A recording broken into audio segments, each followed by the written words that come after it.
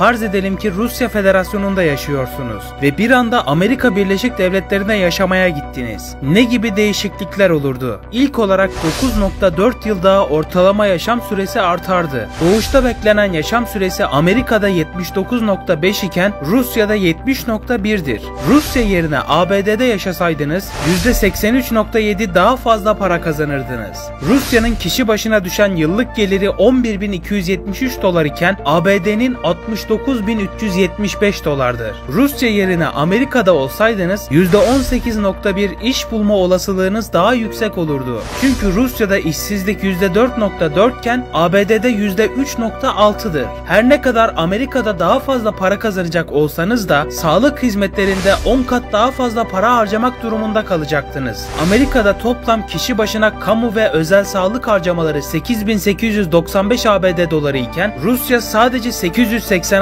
dolar harcamaktadır. Eğer Amerika'da olsaydınız Rusya'dan 2.6 kat daha fazla araç yakıtı kullanmak zorunda kalırdınız. Rusya kişi başına günde 0.94 galon yakıt tüketirken Amerika Birleşik Devletleri ise 2.48 galon yakıt tüketiyor. Fakat Rusya doğal gaz rezervinde lider olduğu için bu onu pek zorlamazdı ve bu durumda ABD Rusya'dan daha kötü bir durumda kalacaktı. Bunun dışında %10.7 daha fazla boş zamanınız olurdu. ABD'de çalışan kişiler her yıl ortalama 1788 saat çalışırken Rusya'daki kişiler 1980 saat çalışmaktadırlar. Amerika Birleşik Devletleri'nde her 100.000 kişiden 3.8'i, Rusya'da ise 9.1'i olaylar yaşanması sebebiyle öldürülüyor. Yani bu da %57.7 daha az kötü olayların yaşanması demektir. Ayrıca hapisteki mahkum oranı %49.1 daha yüksek olurdu. Şu anda her 100.000 kişiden 698'i ABD'de, Rusya'da ise 468'i hapsedilmektedir. Bunun dışında Amerika'da yaşasaydınız Rusya'dan AIDS olma olasılığı %40 daha az olurdu. ABD'de AIDS ile yaşayan yetişkinlerin oranı %0.6 iken Rusya'da ise %1'dir. Amerika Birleşik Devletleri'nde her 1000 canlı doğumda düşük bebek ölümlerinin sayısı 6.1 iken Rusya'da 7.1'dir. Bu da %12.8 daha az düşük bebek oranı olması demek.